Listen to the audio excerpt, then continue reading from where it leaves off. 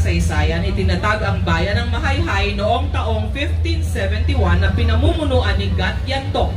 Kaya ang bayang ito ay tinuring na isa sa pinakamatandang bayan sa Pilipinas. Si Don Gaspar Osorio bilang gobernadorcillo ang kauna-unahang naging pinuno ng pamahalang bayan ng Mahayhay. Dito rin matatagpuan ang pinakaluma at pinakamalaking simbahan sa lalawigan ng Laguna, ang parokya ng San Gregorio Magno na kamakailan lang ay idineklara ng Papa Francisco sa Vatican City bilang minor basilica na kaunahan sa Laguna. Ayon din sa kwento, ang Mahayhay ay minsan ding tinawag na summer capital of the Philippines noong panahon ng mga Espanyol. Dito rin matatagpuan ang isa sa mga lumang tulay sa Pilipinas, ang Puente de Capricho na itinayo noong 1852. It is locally known as Tulay Pige at nabanggit ni Dr. Rizal sa Kabanata 1 ng kanyang second novel, ang El Filibusterismo.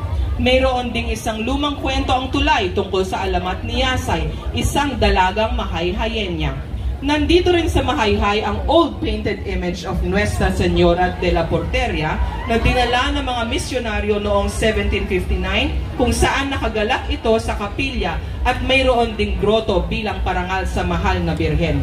Isa rin si dating civil governor na naging 27th US President William Howard Taft ang minsang bumisita sa Mahayhay.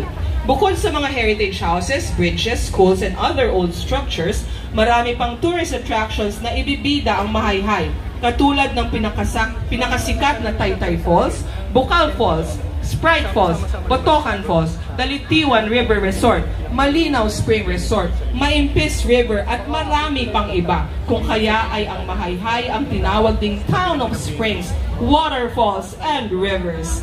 At ang panghuli, ang aming pinagmamalaki, masaganang ani mula sa malawak na taniman ng iba't ibang gulay, niyog at mga punong kahoy tugon sa aming taunang pagdiriwang ng Ani Linang Festival. Ang Mahayhay mula sa kanyang pinagmulan hanggang sa mga darating mga araw ay patuloy na nag-aangat at uunlad sa pamumuno ni Mayor Romeo Amorado, Vice Mayor Ariel Arganyosa at mga kagawad ng Sangguniang Bayan. Magandang buhay sa bagong Mahayhay! Mabuhay! Mahayhay! Once again, our line float number 9.